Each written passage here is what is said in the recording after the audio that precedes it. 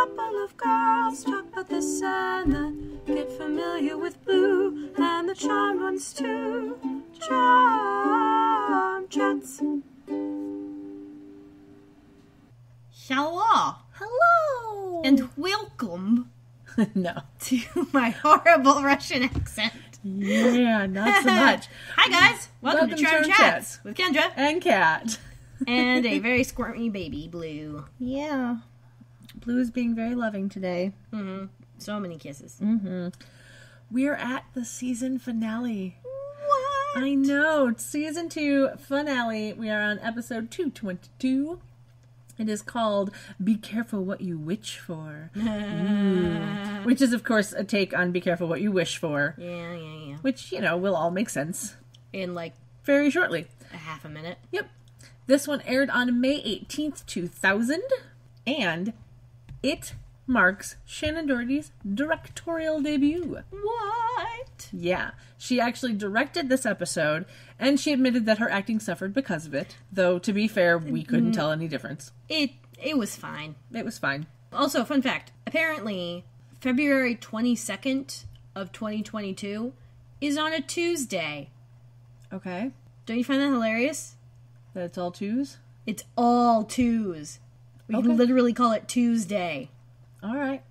Sorry, that was just something I heard earlier, Okay. and it tickled me. That was a complete aside, but that's fine. That's Well, what we do we're here. on 222, We are.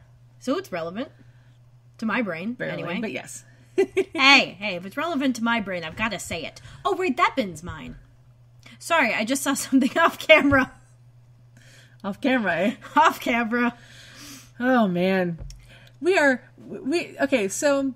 This is likely going to be our last session recording in this particular spot. Yep. Because I am moving. Again. Again. Yeah. I mean, granted, we say again, but it's only been a year and a half. Yeah, I know. So... And it'll be at least another year and a half. yeah, Because leases. very true. So, if it's a little more echoey, I apologize, but there's, a lot of stuff now not in this room. Mm-hmm. So there's that. If it's going to be more echoey, it's because that mic is a little further forward. Well, I'm not going to worry about it right now. Nope. So, as long as everything's getting recorded, that's all that matters. True dat.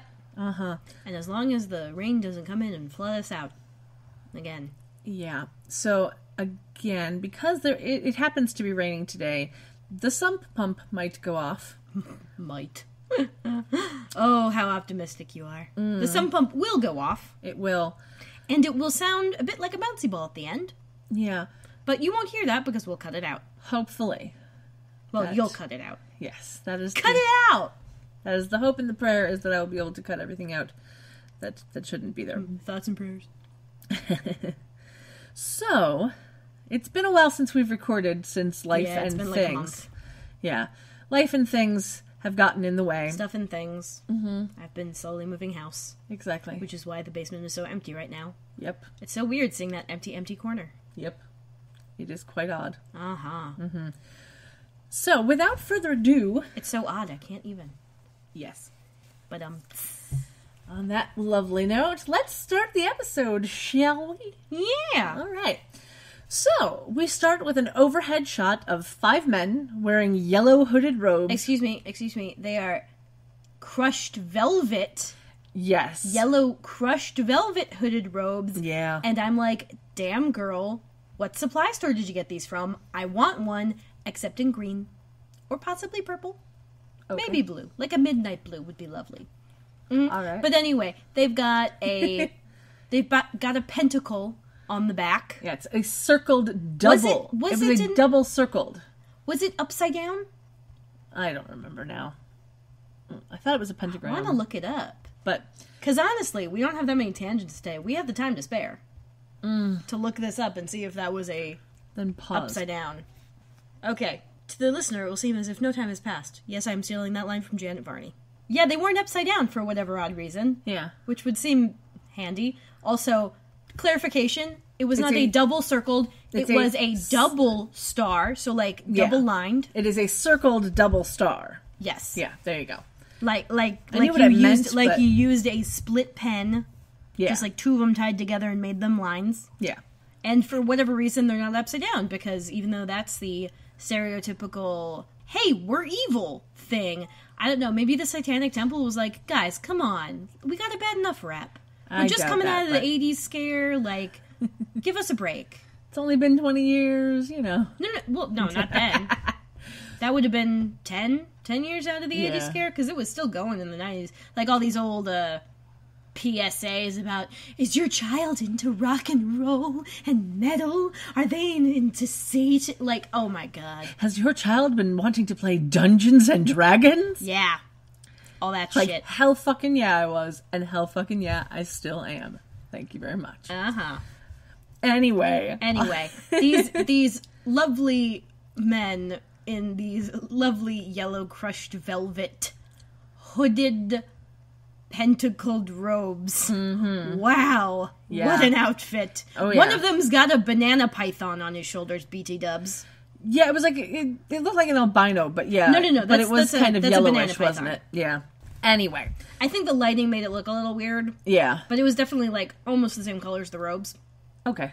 And there's a dude speaking, saying something about the council, and his voice sounds like someone has plugged in their vibraphone and is using the air pedally bits.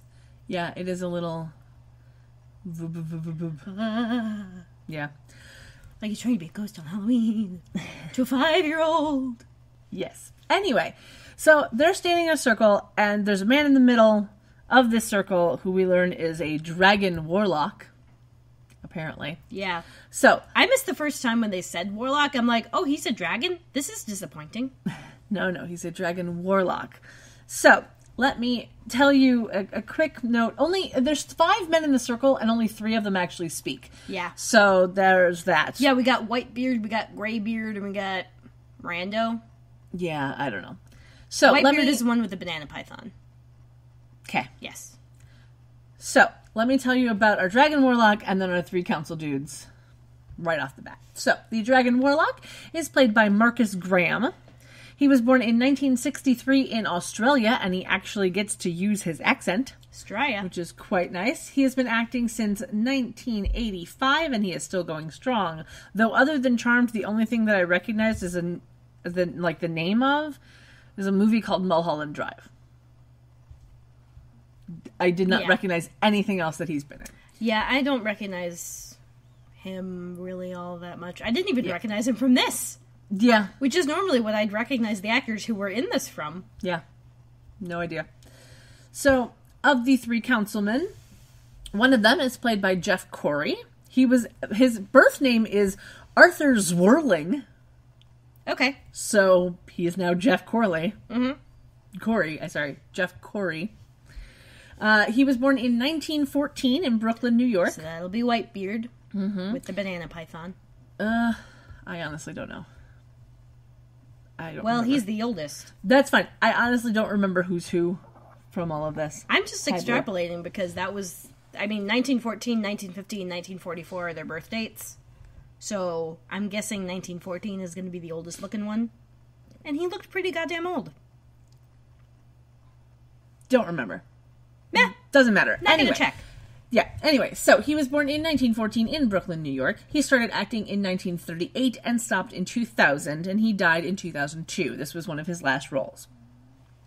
His acting career was put on hold from 1950 to 1962 because he was blacklisted due to not giving out names of alleged communists in the entertainment industry. Goddamn McCarthy. Yeah. His story is actually quite interesting, so you should totally check out his wiki for yourself. Links on our website, of course. It's a very fascinating story to find out all of the insanity that he had to go through. One of the other councilmen is played by J.G. Hurlitzer. He was born in... Hertzler. Hertzler. I don't know why I can't talk today. Don't know why. You're also generally a little bad with pronouncing weird things. I am. Anyway. That's why you have me. Yes. J.G. Hertzler. No relation to J.G. Wentworth. Because that's not how names work. Yeah, no, not at all. He was born in 1950 in Savannah, Georgia. The J.G. stands for John German. Or Jarman, I guess. Garmin? Garmin? I don't know. It looks like that'd be a hard G. It's Garman. Not Garmin. See, like here's the thing, GPS, like Garman. Here's the thing. I have learned that the difference between a hard G and a soft G is whatever people want it to be. True. For example, Jife. Yeah. So, anyway. Which is what you say to avoid the GIF versus GIF controversy. You say Jife. Yeah. He started acting in 1978, and he hasn't really done anything after 2014. But he is in the movie The Circuit, which, according to IMDb, came out in August 2017. And it has Doug Jones in it! Yeah, but there's not even character names on IMDb, so I don't know what's up with that, and I've never heard of it. Anyway, JG has been a part of the Star Trek universe for a while. He was in a couple of episodes of Star Trek Enterprise, but before that, he was on Star Trek Deep Space Nine. He played a few different roles, but the one most people might know him best as is Martok. Which, if you have a cold, sounds like Bartok. Sure. You know? Martok? Sure. I plugged my nose for those of you who aren't cued into the visual. Yeah. Anyway, so... Yeah, I don't think I've met Martok in Deep Space Nine. I just started watching it because of another pod I'm listening to. I haven't watched it in so long that I don't remember much other than the pilot. And even then, I don't remember a whole lot of Deep Space Nine. I was a TNG girl. I love me some Garrick. Okay. He's delightful. And him and Bashir are OTP. Okay. All the fucking way. Okay. Our third speaking council member is played by Zito Kazan, which I just love that name. Holy shit. Yeah. He was born in 1944 in Buenos Aires, Argentina. He started acting in 1974, but he hasn't done anything since 2013. He was on an episode of Buffy, season 2, episode 21. Okay, so that would have been Evil Angel, probably involving the judge? I don't remember. And he was on an episode of Angel, season 2, episode 7. Okay, long-haired Cordy. Both times he was playing a character called Gypsy Man. Ugh. So there is that. This episode of Charmed actually came between the episode of Buffy and the episode of Angel. That's funny. Yeah. And he doesn't have a wiki page. So, you know, there's that. But I'll link to everything else as per usual. Back to the show. The Dragon Warlock is telling the council that witches killed his father, so he's gonna kill all witches. Because that's how revenge works, apparently. Well, yeah.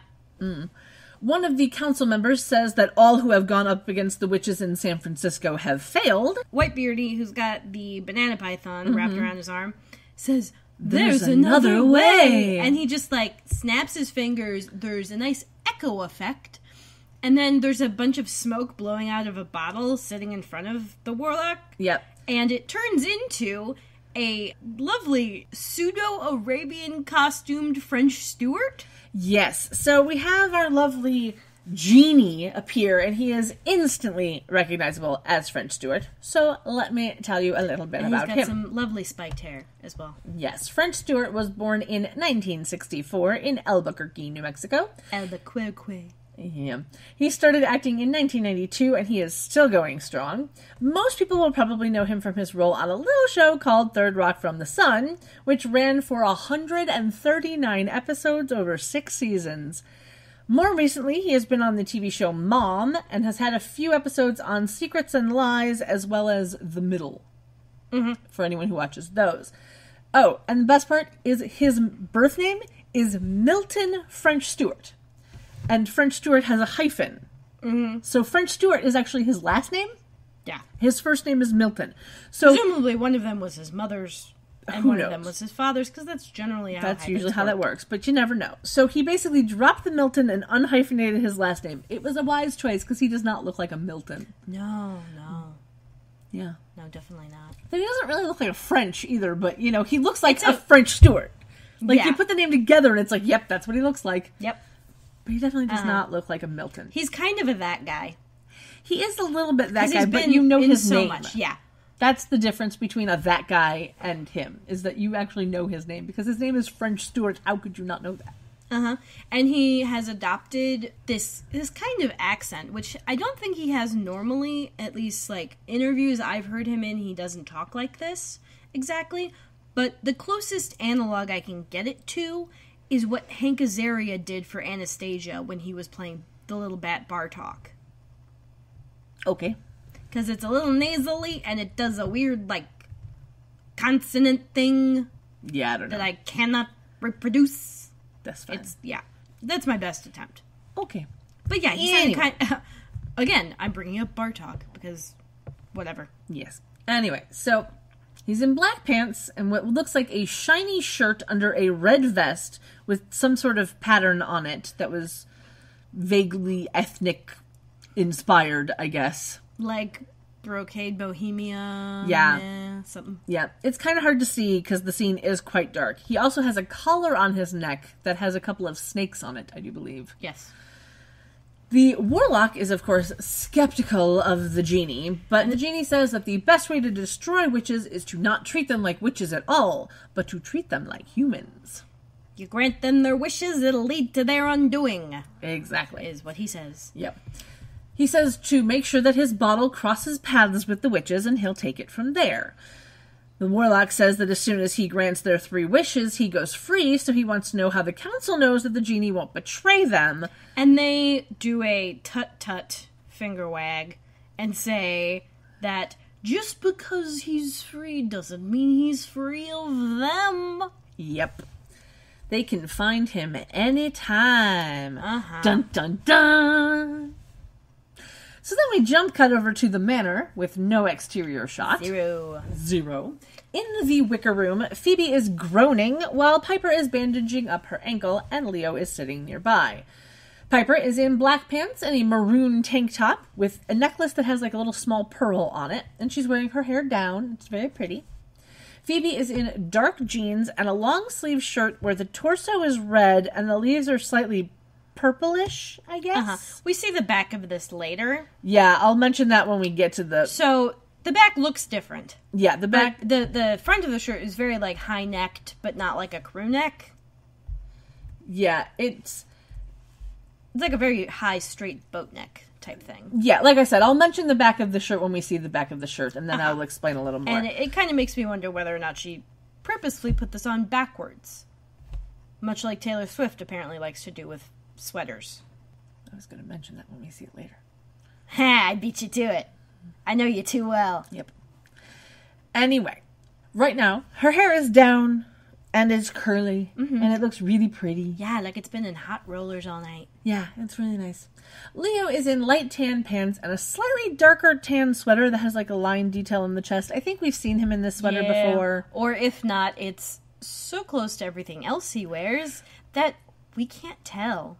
Because honestly, Leo's wardrobe is pretty fucking boring. Yeah, he kind of wears the same Like, stuff the all best- the time. Though, to be fair... The best and most memorable wardrobe was in the episode where we meet him. Those pants. Yeah. Oh, Santa. Uh-huh. Santa, how you've changed. But yeah, no, he basically has the same wardrobe this entire season. Yeah. It's a lot of sweaters and tan pants and... Yeah. Yeah. He'll move on to having more jackets in later seasons. Okay. I think. Honestly, it's so boring I can't remember. Well, I'll let you know. Wardrobe, what the fuck? Yeah. Anyway, So we learn that Phoebe hurt herself while fighting off a demon, and then there's some stuff about everything happens when it's supposed to, and then Piper mentions that Dan's back in town because apparently he was away for a bit. whatever. Leo wonders why the hell that matters, and Piper's like, well, last time I saw him, he kind of handed me a folder full of shit, proving that you died in 1942, and, I think he's gonna expect a reaction when he sees me again. Yeah. Phoebe then jokes that she should tell Dan that she's a necrophiliac, which I thought was kind of funny. And but Piper goes Phoebe and throws her foot, off of the ottoman. Yeah, and that's when we get our first, why does everybody always Phoebe me? Because you're the baby. Yeah. Anyway. As Phoebe cries out in pain because her foot was just thrown down, Prue walks in wearing light wash jeans and a paisley shirt. Which, yeah, just gonna leave that there. And she's wearing a necklace that looks like it's just feathers on a string. Yeah, she's doing, really, updated hippie. Yeah, it is. Updated for the 90s. Yeah, it is kind of updated hippie a little bit. I keep saying the 90s. We're technically in the thousands. But we're only barely in the thousands, so... We're 5 months into the thousands, That's which still is barely. Yeah. Her hair is down and straight. She has just, it's kind of like the... Just kind of like a blowout. Yeah. It's just, it's all one length. Well, there's a little bit of face framing. But not much. No, not much. Not much. Anyway, we learned that Prue is going to lunch with some guy named Dick. And Phoebe complains about how Prue shouldn't be doing a duty date. Yeah. And Prue's like, I'd become less picky. Yeah. She also says that she wants to put more balance in her life. And then Piper says, yeah, but you don't need Dick. Which, gets a small smile from everybody, including us, I'm assuming. Yep. There's a delightful amount of Dick jokes. Yeah. Piper, of course, then clarifies that Prue should be excited to see the guy that she's dating. And, of course, then when Prue blows that off, Piper says that she has to go open the club and ask Phoebe if she's okay. When Phoebe says that she is, she stands up with some help from Leo and says she's going to loosen up the ankle by walking on it. No, honey, that's how that works. No, that's not. That's how you make it worse. No. Remember, rice, rest, ice, compression, elevate. I learned this in 3rd grade, possibly earlier. I don't remember because it was so long ago and it's so easy to remember. Yep. Oy. Yes. Anyway, so she gets up. They all walk over to the foyer. When they open the door, there's an ornate box sitting on the doorstep. It's like the type of ornate box you might see at a TJ Maxx in the decor section. Indeed. Like, it's just one of those cardboard boxes that has nice paper on it. Yeah. Prue picks it up, and they question its existence. Mm-hmm. Prue opens the lid, and Piper takes out the bottle that's inside of it. Phoebe then patently says, oh, who would send us something so dusty? And reaches over an arm and does this really awkward, brush. Yeah. She's brushing off some random... this is so not the natural way someone would brush dust off of a bottle. Especially when someone else is holding said bottle. Yeah. And she's reaching with, her opposite arm, Yeah, because she doesn't take it from Piper. She reaches over Prue and the box to brush... away from Piper, brush the dust off of this thing. Mm-hmm. Which, of course, makes then the lid fly off in some lovely CGI smoke, and the genie appears saying, your wishes, my command. They stand there in awe, and we go to the opening credits. Mm-hmm. Yeah, there was a really good episode of Thrilling Adventure Hour where they did Beyond Belief, and there was genies involved. It involves J.K. Simmons, which is super fun, and it's musical. He sings, which is adorable. Yep. I love Beyond Belief. Mm-hmm. And they talk a lot. Oh my god, yes. I got really into Sparks Nevada after a while, but Sparks Nevada is my Beyond second Belief favorite. was immediate. It's really funny. It took me about 2 episodes of Beyond Belief to actually like it. I didn't like the first one very much. My favorite But had it not been Paget Brewster and Paul F. Tompkins, I probably would have been like, I don't know, and I probably wouldn't have listened again. Uh-huh. But then the second episode, I was like, oh, why did I hate this? I love this. This is amazing. Oh my god. Whenever Paget makes that accent mispronounce something hilariously, oh my god, I love it so much. It's awesome. To date, my favorite episode is the one where we meet Nightmares the Clown. Oh god, yeah. But no, the genie episode, the genie has to make a wish, but they're disappointed with the wish. That's the whole deal. And he's having trouble because he can't convince them to make more wishes or be disappointed with the wishes that they have already gotten. Because they just wish for more booze. Yep. And he gives them more booze than they could drink. And Frank is just kind of like, no. This is not more than we can drink. Nope. It's like more than you could ever possibly drink. Oh, you haven't seen us drink. Yep.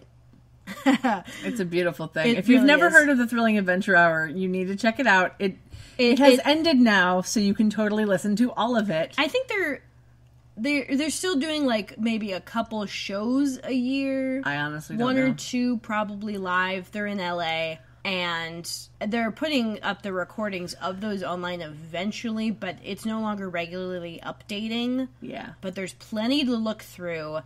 Basically, the format is that they have 2 main stories that they'll do 2 main segments that they'll do every show, and those are Sparks Nevada, Marshall on Mars, and it's exactly as fun as it sounds. Yep. And Beyond Belief, which is just supernatural, but the conceit is that Frank and Sadie Doyle, deal with the supernatural while getting hilariously, uproariously drunk. And that they're just, always in love with each other. And it's really sweet because it's the most stable relationship I've ever heard of. And then they'll have, like, some interstitial bits. There are some recurring, like, minier segments, like Moonshine Holler, which is about hobos in the 30s. Yeah. I didn't really care much for that one as much. But... I'm trying to remember other ones. What's the underwater detective one? It's not like Aquaman, but... No. Hold on. It's like Batman, but underwater. Which is the best way I can explain this, because Hal Lublin does a Christian Bale Batman impression. Captain Laserbeam. Oh, really? It's Captain Laser... No, that's John DiMaggio. I think it's Captain Laserbeam. No, it shouldn't be. Bocatino Business? No, Bocatino Business is... No. I'm wondering whether people... Captain Jim. Bocatino Business shouldn't be that... What the hell? Because it's not Colonel TikTok.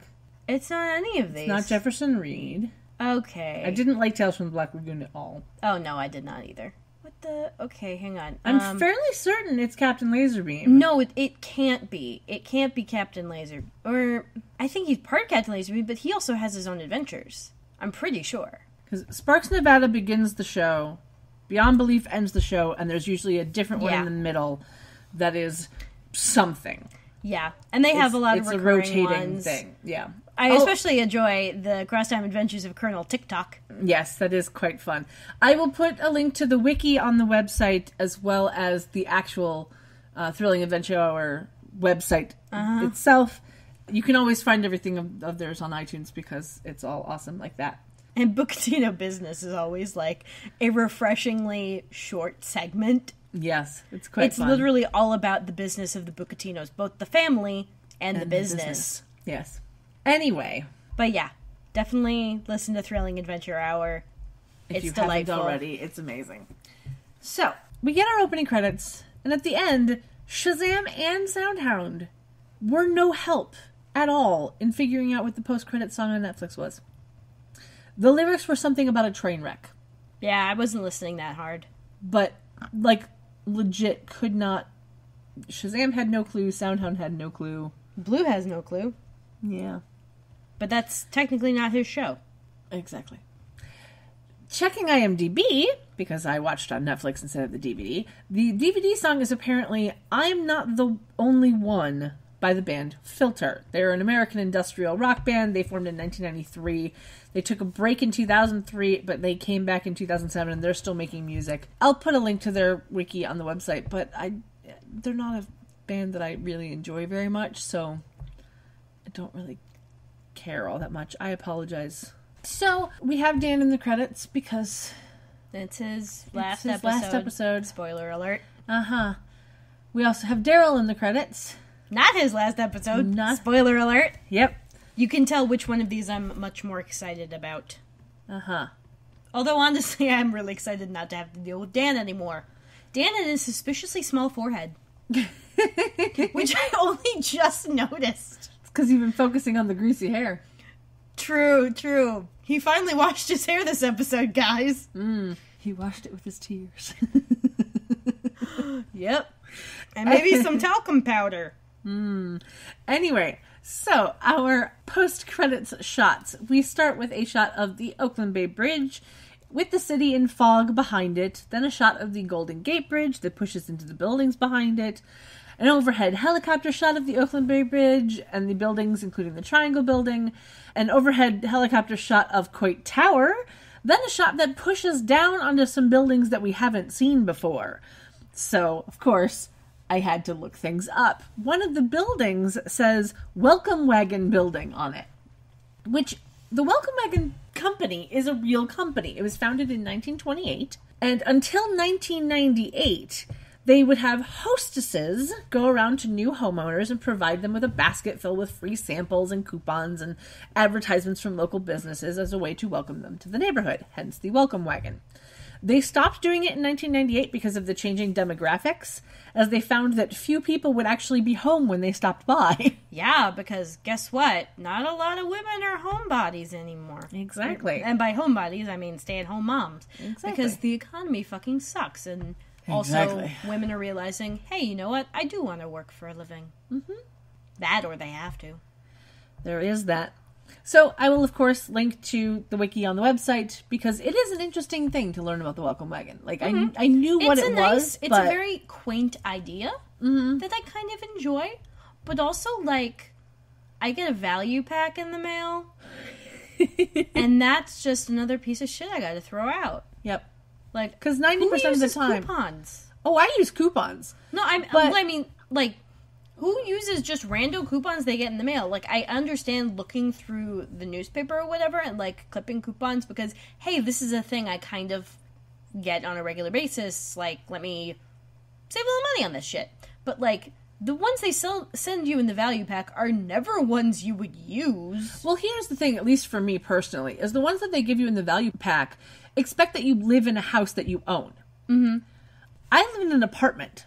So none of those coupons matter to me. Like, I don't need a home security system, or more to the fact, I can't use one. I can't use, coupons to get siding for my house. I can't use coupons to get new windows or a new sump pump or a new laundry. Like, I can't use any of that because I live in an apartment. That's neither here nor there. Let's get back to the show. Yeah. Okay. We then get a shot of a streetcar going down the road. That brings our tally up to 10 for the season and 38 for the series. It really makes me sad that we've only had 10 streetcars in this entire that's literally season. half as many. Well, not literally. It's very close to being half as many as we had the entirety of last season. Yeah. It's kind of sad, actually. Yeah. But, we will keep a tally of it, and we will find out how many we get next season. It's gonna be fun.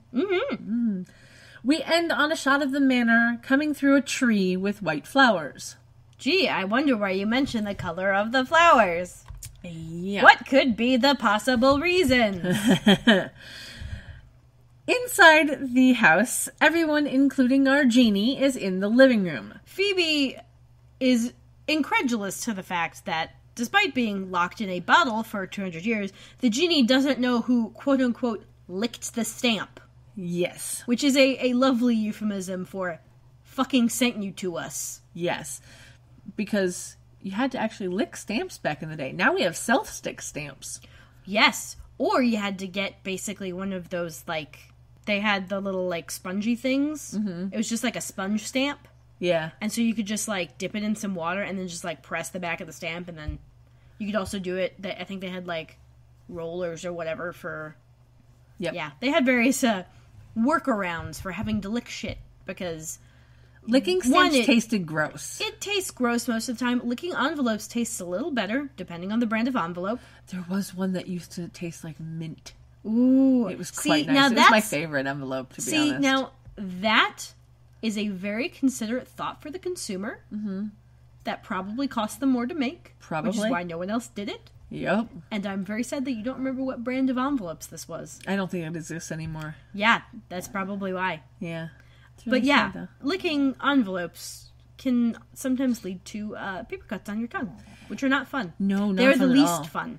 Although, to be honest, the inside of your mouth does replenish epithelial cells at a higher rate than almost any other portion of epithelia on your body. Good to know. Well, it's because you got all that shit in your mouth. It just helps. I think it has to do with the immune system. That is just a good idea. Okay. Anyway, Genie wonders why they're so curious. I'm just here to serve you. Yeah. Or there was a phrasing he used for that. Oh yeah, you rubbed and now I'm here to serve. And I'm just like, wow, another dick joke. Yeah, I'm not going to touch that one, literally or figuratively. Hat. He wanders over to a table where they happen to have a bowl of peanuts for some reason. Or like a snack mix or something. Yeah, he picks up a peanut saying that he'd give anything to taste and smell food just once. Methinks it a plot point. Leo, ever the voice of reason, tells them that genies are tricksters and they shouldn't be trusted. Just like a monkey's paw. Sure. I'm thinking of that Simpsons episode. Okay. I think it was one of the Halloween ones, actually. Probably. And then the genie has one of my favorite lines. He just kind of looks at Leo and goes, "What are you, the butler?" It makes me laugh. No. every Leo's time. wardrobe is not nearly that good. No, it really isn't. But then we go into exposition. He says that he will grant each of the girls one wish apiece, and that he is there until they make those wishes, so if they don't wish, they get a permanent house guest. And I'm very curious as to how he came by this supposition, because technically Phoebe was the one who rubbed. Mm-hmm. So how is he getting around the rules to make the conclusion that they are a unit, and therefore the three of them Because get Prue the three picked up the wishes? box, Piper picked up the bottle, and then Phoebe did the rub. Okay, They all that I can touched a see. piece of it. That I can see. That's That makes the more only sense thing. than some of his later decisions. That is very true. Anyway, he tells them to figure out what they want to do, and then he goes to wander the house, because of course he does. Everyone does. Whenever somebody new walks into that house, they just wander around by themselves, and nobody ever stops them. Yeah. Just saying. Although honestly, I'd love to have French Stewart wandering around my house. There's not much to see. Even at the new place. Not much to see. Anyway, We haven't assembled the furniture yet. the girls ask Leo what he knows about genies, and he says that while they aren't evil by nature, so they can only harm you if you wish for something. Mm-hmm. So, of course... And this is when the normal person would go, okay, the word wish is now off the table. I will not use it for the duration of forever. Yes. Until he gone. Exactly. We do get a quick cut to the genie in another room who's like throwing a vase up in the air and like trying to catch it and like trying not to drop it. It was very funny and it was very French Stewart. I want to know if he dropped it. Well, he didn't in the show. He probably did in real life, but you know. I know. How many of those did they have? Yeah, I don't know. Was this just like a random thing French was doing? Who knows? On set, and they're like, this wasn't in the script, but hey, unless you drop it, like, we don't got a problem. Yeah. Who knows? No idea. Anyway, Prue asks how a wish can be dangerous, and Leo says there's always a catch. Just like a monkey's paw. He gives an example of a man wishing for a car only to have his father die so that he inherits one. Mm-hmm. There's a bit more back and forth, and then Phoebe says that they can leave her with the genie because she's not really in a wishing mood, and she says that she'll check the Book of Shadows to find if there's any way to get rid of him. Prue thanks her with a kiss on the cheek and goes to leave for her date with Dick. And then, as Leo and Piper leave the room, the genie comes back in, calling Phoebe Master. A date with Dick. Not as good as a date with Destiny. Both are equally alliterative, though. Also, someone once told me that, you know how, like, The world in is Batman... gonna roll you? Eat the sherbet still in the shed? Yeah, I know. I know. I was trying to figure out how to get out of it, and Nope. I couldn't. Nope. No, I was once told that the... You know how in Batman, Alfred is always calling Bruce Master Wayne? Mm-hmm. Apparently, Master is what you call children that you... Of the people you work for. Yeah. And so, technically, Alfred is just constantly calling Bruce a child. Yep. Which is just really funny. Yeah. And kind of apropos if you think about it. Very. Anyway, we cut over to Prue on her lunch date. With the most boring man ever. Yes. The man is wearing a white shirt and a red tie, and they're sitting at a table outside. We are assuming that this is Dick, because, you know, that's who it's apparently going to turn out to be. So I will tell you what I know of the actor. It isn't much. His name on IMDb is Joshua Farrell, but all of his acting credits are actually under the name Josh Hutcherson, which is not to be confused with Josh Hutcherson from The Hunger Games. Uh-huh. Also Brucey Terabithia. Yes. He started acting in 1991, and he hasn't done anything since 2011. So there you go. Uh-huh. That's all you get. Yeah. The difference... Okay, so... Boring dates. The subject of boring dates on a television show. The only memorable example I can think is from Gilmore Girls. Of course. There was an episode, and the boring man was John Hamm. Now, unfortunately, the entire shtick is that this John Hamm is super fucking boring. But you only see him in one scene, and he's not boring in that scene. Because John Hamm can't be boring. It's impossible. That like, is very true. regardless of whether or not you like him, he's goddamn interesting. Yep. At least passably. Yep. So this guy is no John Hamm. No. He's just boring. He is indeed. So Prue and Dick are looking over the menus, and we see that the name of the restaurant is Café Le Bleu. Yeah. Yeah. According to the Wikia, the exterior shot is actually the same place that was used for Quake in season 1. I believe it. Yeah, Prue asks if he's been there before, and Dull Dick, as Phoebe lovingly called him, says that he doesn't like to take long lunches, and this place is close to the office. Yeah. And so she asks about the food, and literally everything he points out, he refers to as being fine. Yeah. He's like, yeah, the Caesar salad's fine, and this thing is fine, and the steak is fine, and this thing is, and Prue goes, fine? He's like, yeah, how did you know? Yeah. Educated guess. Yeah, so... Okay, I gotta say, the actor is doing a fairly good job of being boring. Actively boring, which is tougher than you'd think. Mm-hmm. Because if you try to, like, make it a vocal inflection, that'll stand out. If you try to just not move, that'll come off as stiff. And he's just kind of, like, going, okay, where's the exact middle that I can go? Right in between being interested / interesting and being dead. Where's that midpoint? That exact midpoint. Okay, great. I'm gonna let this fence ride my ass. Yep. No, not ride the fence. The fence will ride his ass. Yes. Anyway, so Prue pulls a menu up to her face and she, like, laments her situation. Like, how'd I get myself into this kind of thing? And then there's a tiny, tiny little green screen French steward that just pops up onto the top of Dick's menu, a la, like, those Disney promos at the bottom of the screen. Yeah. Like, when they have the characters, like, walk across the screen and do a promo that's just on top of whatever show you're watching. And they're, like, super cute and tiny and flip it in. And there's a great gif from this one televised basketball, I want to say performance, but no, it's a game. It's not a performance, it's a game. Okay. Where, for whatever odd reason, the character just flips out of a basketball player's butt. Uh-huh. It's hilarious. Okay. It's immortalized on the internet somewhere, I'm sure. Sure.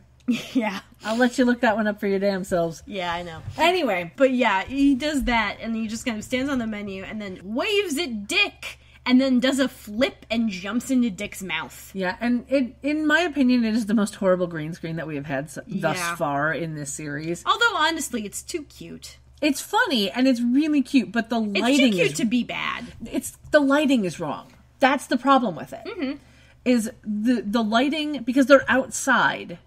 Yeah. In this, outdoor sitting area of this cafe.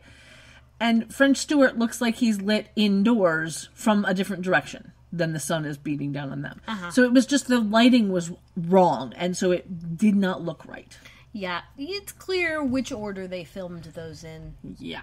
Anyway, after he deep throats Dick.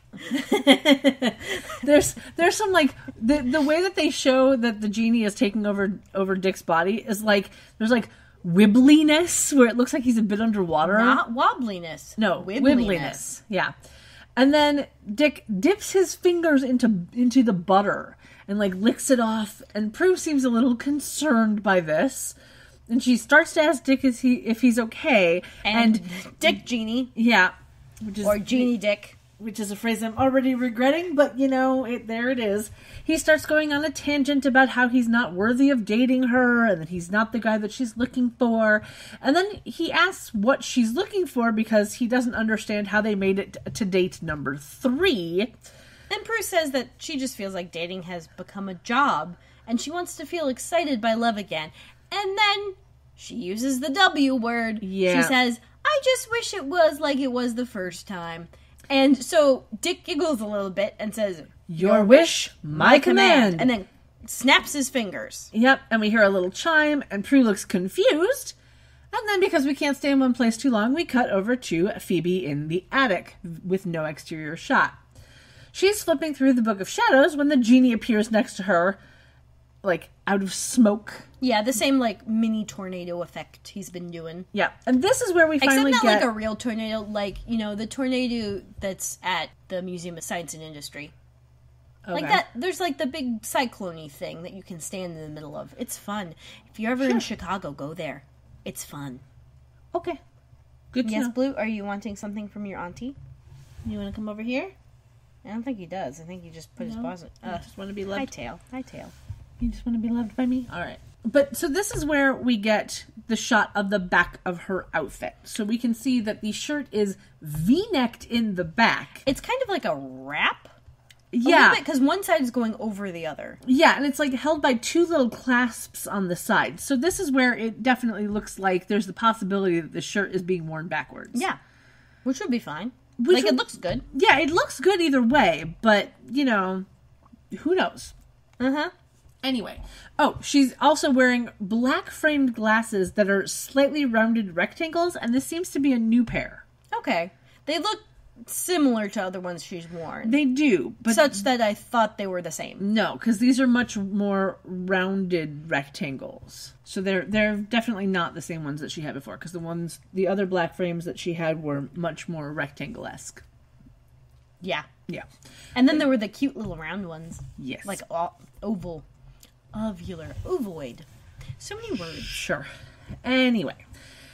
He asks her if she'd want a few different things, and she keeps turning him down. And she's like, dude, why aren't you in the fucking Book of Shadows? He's like, 'cause, bitch, there's only one way to get rid of me, and it's to make 3 wishes. Yep. And that he can do everything except world peace. Phoebe says that his job has limitations, and then he motions to her foot, saying that hers does too. He tries to use that to get her to make a wish to, have an active power, or a better power, I guess. But she keeps shutting him down, and so he leaves in a puff of smoke. After calling her a rocket scientist. And we cut over to an exterior shot of P3. We see Piper's car parked by the doors, which are closed, and we see the small P3 sign on the wall. Where the now appearing sign sometimes now appears. Yes. Inside, Piper and Leo are sitting at a table near the bar, I assume. Mm-hmm. Piper is lamenting about how she can't be honest with Dan, and that transitions into how little she really knows about Leo. She's like, dude, where do you go when you orb out? Yeah. Which is kind of like a little kid asking, where do you go when I close my eyes? Yeah, kind of. Which is kind of cute. Yeah. And then, of course, Dan walks in and he's like, you gotta be kidding me. But tell what we're wearing. Yeah. He's wearing a dark blue shirt over a light blue t-shirt for anyone who cares. No one does. No one does. I think he paired it with jeans, but, And again, whatever. his hair. Hey, it's been washed for fucking months. Yeah. And it's like his hairline climbed even further forward. Somehow. I don't know how you do that other than... Because I know how you'd, get it to recede on its own. You just, pull it back really hard for a really long time. But I don't know... you could do that in reverse, and then you just look like Cousin It? I don't know. Anyway, he's got a 3 head. Mm. He does his, you gotta be kidding me thing, and he starts to leave. Yeah. So Piper, of course, calls after him and stands up and walks over to him. And we see the genie show up behind some chairs via his little puff of smoke, but nobody else seems to notice him. Mm-hmm. No one's paying attention. Yeah. Piper asks Leo... Too much drama. Yeah. Piper asks Leo to leave them alone, which he does, and then she tries to talk to Dan, who cannot understand why she's still with Leo, even after he found out that he's a fraud. But Piper says that she's always known who Leo is, and it's, complicated. Yeah. Dan is upset because he doesn't, it's a little bit of entitlement with him, is what I'm getting from this. A little bit. He's like, I gave you the truth about this person, and I feel entitled to your outrage about not having known who this person was. Yeah, he is upset that he was worried about her all this time, and then he gets upset with her, and he leaves, and, literally, he walks out of frame, and then Leo walks into frame, so you know that he was listening in the corner. Yeah. And Piper says to Leo, I wish there was somehow he could just move on with his life. Yeah, and the genie from behind the chairs kind of, whispers to himself. Your wish? My command. And every time he does my command, he, points at his chest. Yeah, he pats his chest. And he clicks his fingers, and then he disappears. Cut back to the attic, where Phoebe is sitting in a chair reading a book that just says witches on it, which I thought was very funny. The genie appears right next to her and scares her. She tells him not to do that, and he's like, is that a wish? She goes, no, that is not a wish. She learns that they can get rid of him by putting him back in the bottle, but she has no idea how to do that. Yeah, he tells her that she can wish him back in, otherwise he'd have to volunteer to leave willingly, but, that's not going to happen. Nope. He sits down on the footstool where Phoebe's foot is resting, and he, hits her ankle, which makes her cry out in pain, of course. He then apologizes and asks to try something wish-free, and he starts to massage her foot.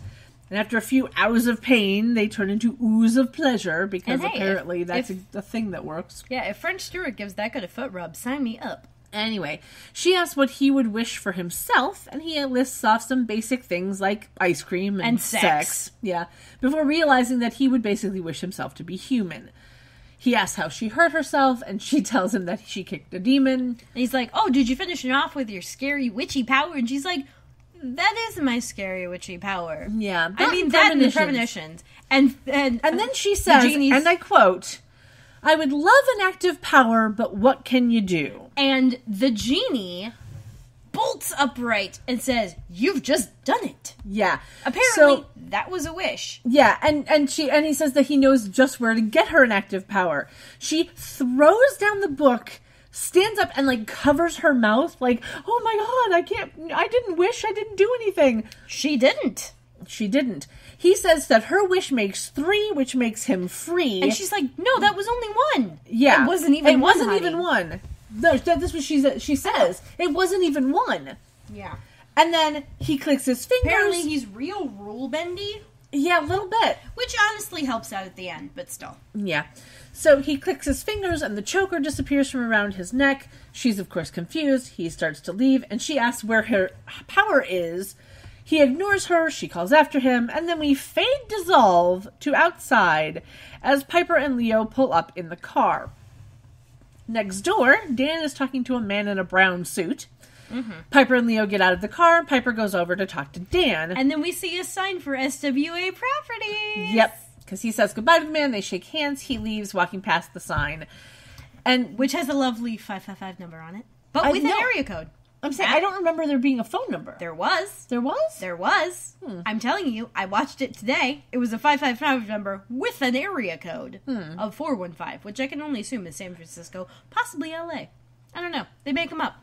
Yeah, I don't know. I didn't remember seeing a phone number. I just remembered seeing SWA Properties, large and in charge. But, I try to notice all of the 555 numbers, because that's a very Hollywood thing. It is indeed. Anyway, so... I wonder how many times the 555 numbers have been repeated, because naturally there's not a whole lot of variation once you get rid of those. I don't know, and I'm not going to try and keep a tally of it. Well, not on this show, obviously. I'm just, wondering in general, because they have to have repeated. There's only one 555 number that actually used to do anything. I don't know if it still does, but 555-1212 would get you to information. Oh. I don't know if it still does. Was that replaced with 411? I think it was in addition to 411. Anyway, whatever. So we see the large sign that says SWA Properties, which, if we remember from our previous episodes, this means that Dan has put his house up for sale. Uh-huh. Yeah. Piper asks what's going on. Dan says that he took a job offer in Portland because it's time he moves on with his life. And I think it's frankly hilarious that in the time it took them to drive home... Dan has put his house up for sale? Not only that, Dan has sold his house. Probably. Well, no. No, it isn't sold yet. But the fact that he's put it up for sale, there's already a sign in the yard. Yeah. And and he's already got a job offer. I get the accepting the job offer, but how do you get the real estate dude over there so fast? Yeah. That was probably less than 20 minutes. Yeah, who knows? Anyway, he says that he has to go, and he goes inside, leaving her outside. So Piper walks back over to Leo, and she mentions that something's not right because of what he said. But before she can explain, we hear Prue's car screeching down the street. Yeah. She slams on the brakes and stops in front of the house, and when she gets out, she's in the same clothes as before, but now she's got a wig that is long and straight with baby bangs. Yeah, which is a fringe for you non-Americans. Mm-hmm. Like a little short fringy, like you would have in the 80s. Yes. And like when we say her hair is super long, we mean super long. Super long. Like it's almost to her butt super long. Like they just dyed that one wig from the Future episode. Yeah. And then cut the bangs differently. Yeah. Like that long. Yep. Anyway, she... And she has braces. Yes. You can't really see them on some screens, but... Oh, but you can because she can't close her mouth very well. So it's adorably funny. She runs up the stairs telling Piper about how the valet told her that this cool ride was hers. And for a brief second, like, until we started recording, my brain just connected that with, wait, she, like, stole someone's car that the valet told her to steal? And then I just realized, wait, no, it is her fucking car. Yes. Of course. Of course it is. Of course it is. But yeah, yep. She wouldn't know that. Yeah. And then she stops upon seeing Leo, and she kind of, like, moves her head. She's like, who's this cute boy? Yeah. Which then, of course, prompts Piper to question her. And Prue responds that she's looking old. Yeah. Piper mentions the braces, and then Piper and Leo look at each other, and we hear Phoebe yelling for help from inside the house. And reminder of how thin the fucking walls are in this place. Because Phoebe is still in the attic. Yeah. So we cut up to the attic as Piper, Leo, and Prue walk in, where we see Phoebe floating in the air, basically swimming on the ceiling, saying that she doesn't know how she got there or how to get down. And we go to commercial break. Whoop, whoop. Whoop, whoop. We come back moments later to Leo floating in the air, helping Phoebe get down. And as they land on the ground, Prue wonders if she'll get a power like that when she gets old. Phoebe. Not older, mind you. Just old. Yeah. It's really cute how little children think older people are, like, think what constitutes old. Yeah. Like, I've never been terribly good at judging ages, but, you know, my definition of old has changed as I've gotten older. Yep. It used to be 50 and now it's 70. Whatever. Mm-hmm. One of my friends is doing substitute teaching work, and middle schoolers asked if she was 16. Okay. Like, 13-year-olds were like, oh yeah, a substitute teacher could totally be in high school. Which is just hilarious. That is kind of funny. Because they also called her old. Hey, you know, I used to think 30 was old, and now here I am almost pushing 40, you know. I never thought that. I don't know. Mostly because, like, my parents had me when they were older. Well, so, I think like that's the thing, is we think of our parents as old, and therefore, whatever age our parents are, we think of as the age being old. But now that, you know, as we get older and we become the same age that our parents were when we thought they were old, we realize, oh God, that means I'm old. Yeah. You know? And well, also it was weird because, like, I had parents who were one age and looked younger than that. Mm. So I guess that kind of skewed my definition of what old looks like. And then I just had to assume that anyone who looked my parents' age was probably not that old. Yeah. And so I guess that's why my definition was always so high to begin with. Be. That could very well be. Because I never told a 20-year-old they were old. I was just like, great, you can drive me places. You're probably my babysitter. You can tell me what TV I can watch. You can go get me ice cream if I want it. Mm-hmm. It's like, you are responsible. Great. Yep. And now I am the responsible. Yeah. Ugh. My face says I don't like this very much. Yes. But I do like being able to buy my own ice cream whenever I want. So true. Well, whenever my wallet allows. There was a joke of, like, the fact of, like, thank you, but the fact of, like, little kids get parks. Mm-hmm. It's like, why isn't there a park for adults? And someone says, we have those. They're called amusement parks. Like, yeah, but you have to pay to get into amusement parks. He goes, yeah, that's where the adult bit comes in. Like, yep. Anyway, back to the show. Phoebe asks Prue how old she is, and Prue very proudly says, I'm 17. Yeah. Piper wonders why Prue would wish to be 17. Leo helpfully points out that she probably didn't, but wished for something that could only happen when she was 17. Which explains why she has no memory of being older. And this brings up an excellent point about the perceptions of time and emotion in people who haven't had a lot of time to have a lot of emotions. Yeah. Because, like, she wished that it could be just like, that love could be just like it was the first time. And the thing is, when you don't have any life experience, all life experience feels very extreme. Mm-hmm. Especially things like love or pain or whatever. Because as you add on life experiences, what happened before doesn't seem so important. But the reason teenagers are so, like, all or nothing when it comes to emotions is because, guess what? They haven't felt this before. Yep. They're just in puberty, and so now things have changed a little bit, and they don't know how to navigate. So, if your teenager is freaking out about something, don't necessarily tell them, oh, yeah, well, wait until you get old. Just say, like, I get this is extreme for you, but trust me, I've been through this. Mm-hmm. And it'll seem a little different when you get older. It won't seem as, like, life and death.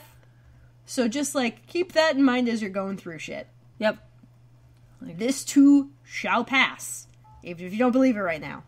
Indeed. Anyway, Phoebe, who has a habit of talking with her arms, starts floating up to the ceiling again. Leo then grabs her arms and holds them down, telling her to keep them down until she figures out this new power. Piper asks Prue if she knows anything about, quote, witches, genies, or dick. And Prue says, like, that she doesn't, but she thinks that it sounds totally bitchin'. And she starts flipping through the Book of Shadows on the table. She's like, what is this? This is such a cool book. Yeah. Piper then says, I'll tell you when you're older, and tries to get her to let go of the book. And they kind of, like, run around the attic a little bit. It was very funny. And Piper kind of swats her a little bit, and she's like, stop it. Yeah. Leo is the one that realizes that since Prue didn't have her powers at 17, that she won't have them now, which makes them a bit vulnerable. Phoebe mentions that whoever sent the genie could be a demon or something. And then, just at this moment, we cut to the front door flying open, and the Dragon Warlock yelling that he wants his power back. Yeah. And the best part is I think it was Prue who was like, what's that? And Phoebe goes, a demon or something. Yeah. It was great. They tell Prue to stay in the attic, and then Leo, Piper, and Phoebe walk almost to the end of the stairs. They still have the last little stairs to walk, but they're basically at the...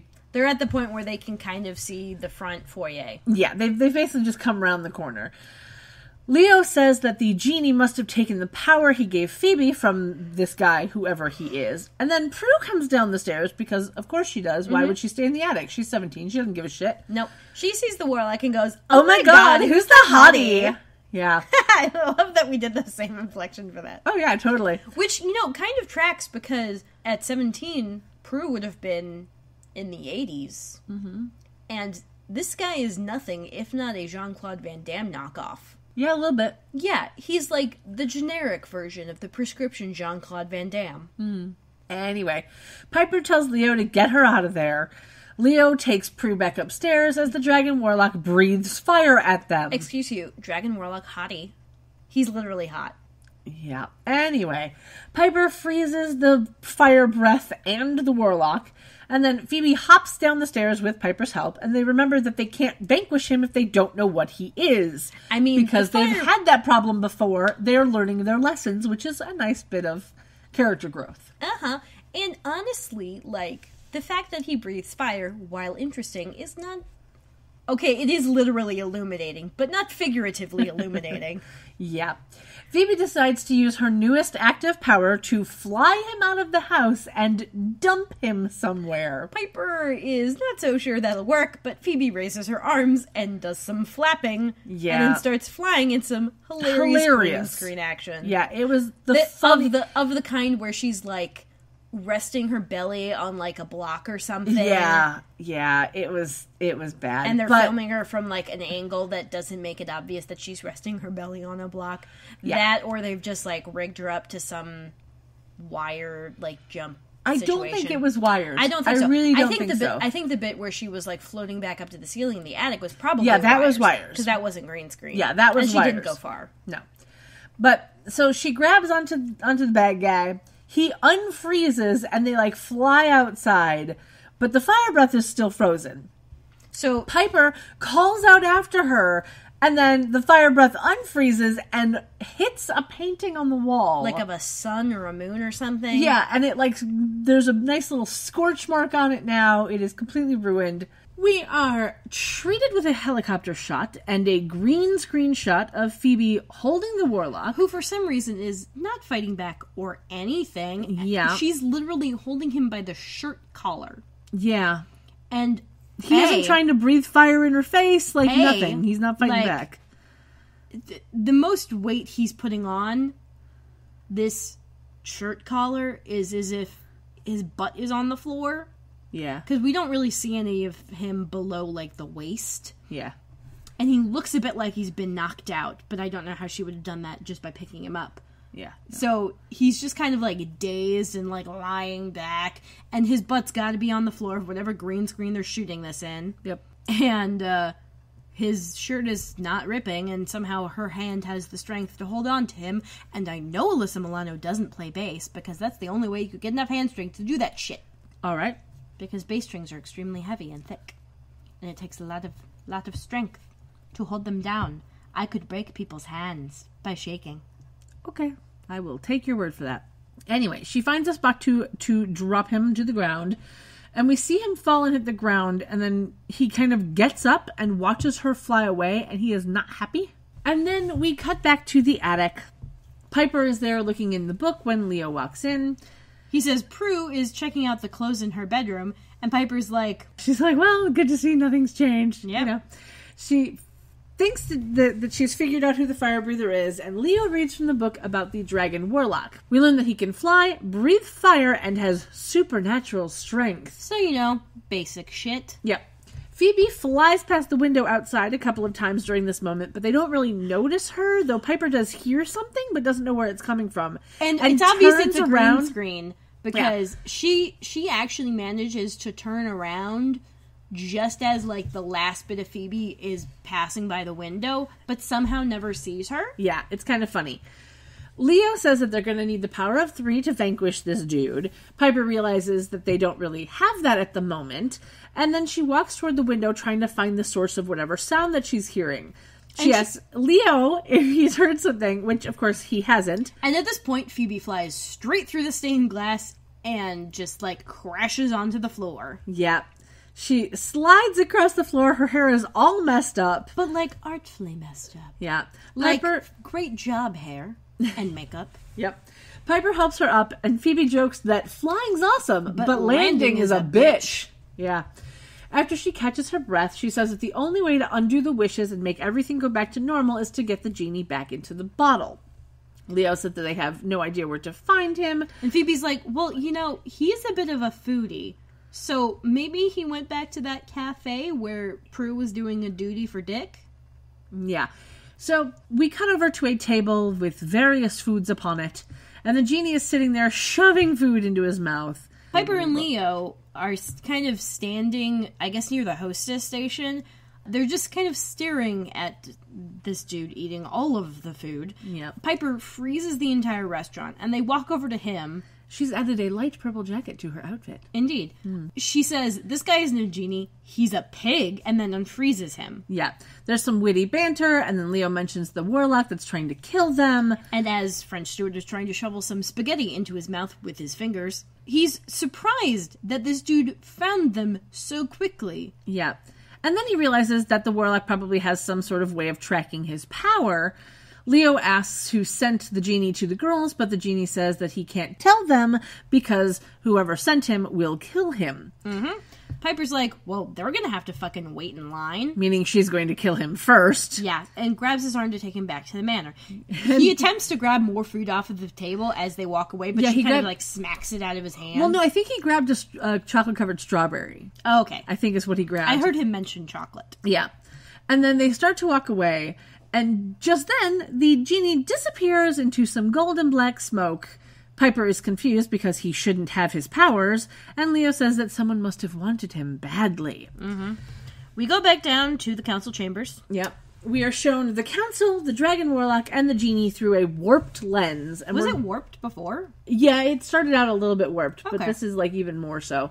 Mm-hmm. So we're back in the same place as the opening scene took place. There's some argument about the genie not doing what he said he'd do, and about stealing the warlock's power. And the genie somehow turns into a spin doctor. Yeah, he's like, it wasn't stealing, it was borrowing. I borrowed your power. It was all part of the master plan. Yeah. He tells the warlock to go after the one witch without powers. We then cut to Prue, because of course we do, who is sitting in the manor in her bedroom. She is now wearing a low-cut black blouse and a silver miniskirt. And it's honestly kind of a cute outfit. It actually was. It was a very cute outfit.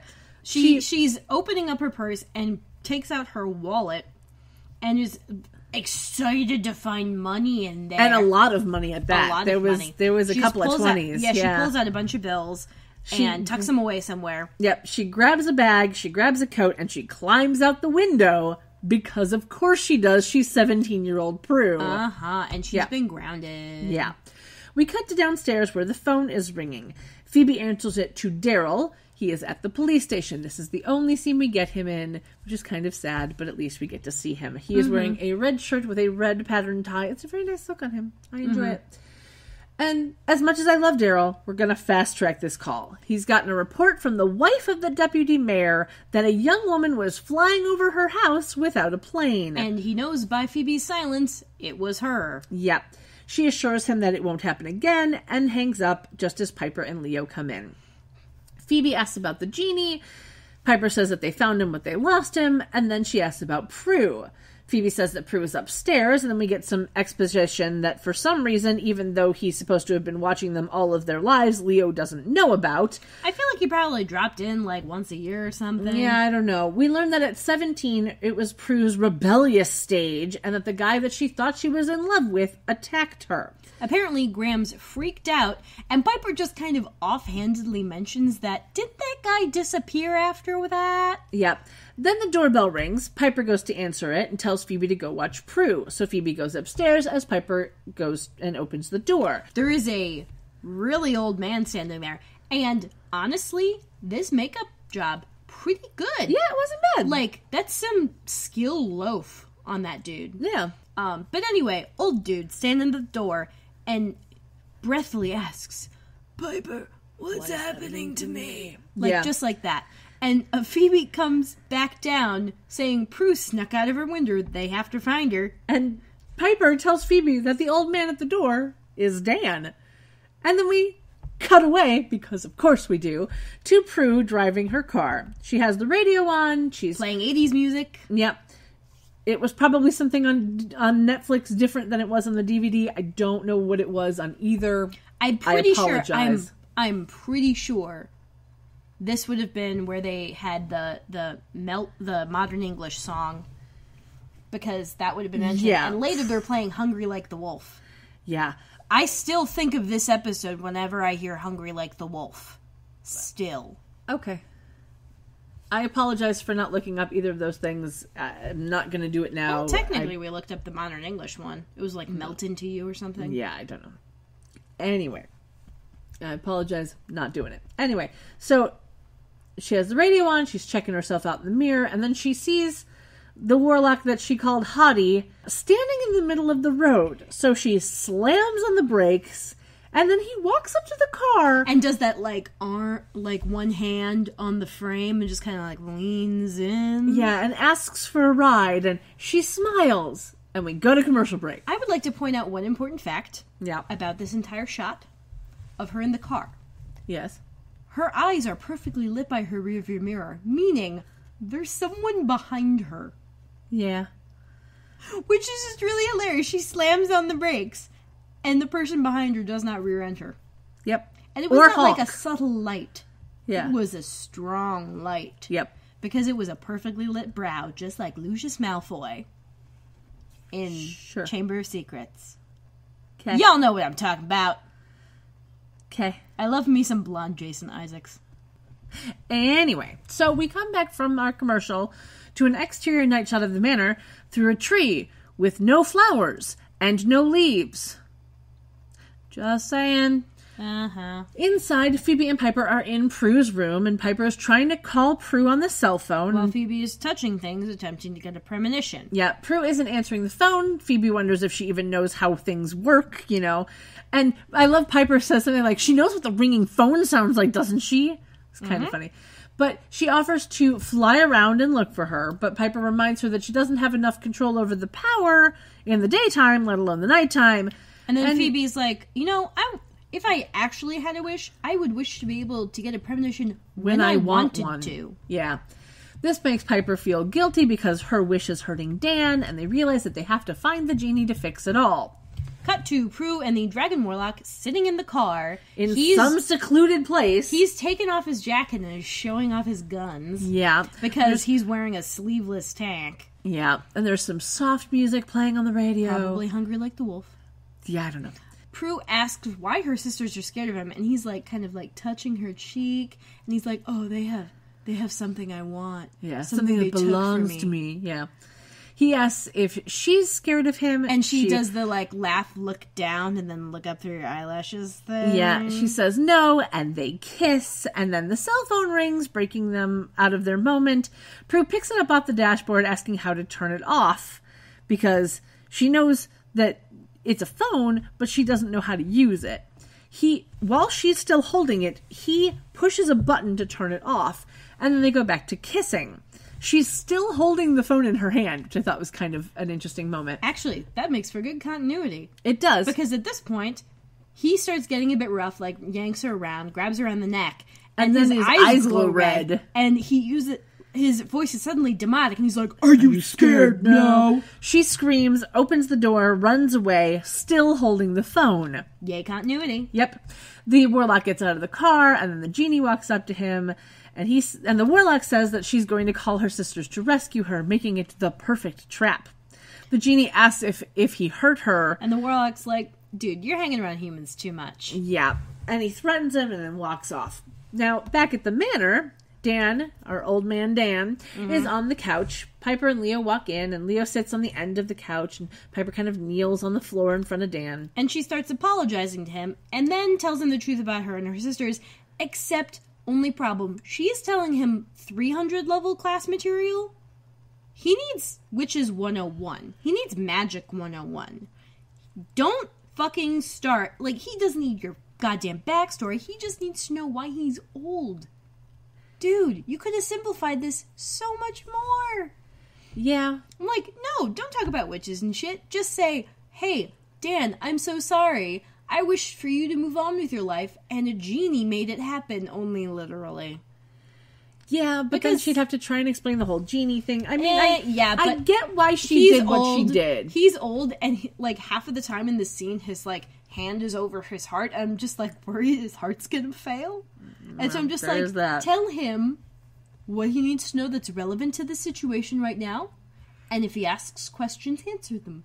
You don't need to start with, hey, me and my sisters are witches, and Leo's a white lighter. Here, watch him orb, and so you can gasp in pain. Yeah.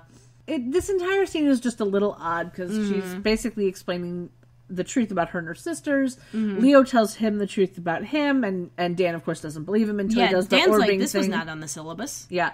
Piper tries to touch Dan's hand, but he pulls away. And then we cut to Prue's room. Yep. Phoebe picks up Prue's purse off the bed and has a premonition of the genie's bottle falling under the wicker love seat. Which makes for possibly, I think, the first completely non sequitur premonition. Yep. Because there's literally no reason why picking up Prue's purse should have given her that vision. Exactly. It's not related to the purse. It's not technically related to Prue. Yep. It's just related to the plot. Yeah. Well, I can't think of any other premonition she's had that was, you know, if it came out of nowhere, it was about something that was about to happen. Because, like, her first premonition was the dudes on the skateboard. Yeah. But every premonition after that has been connected to an object or a person.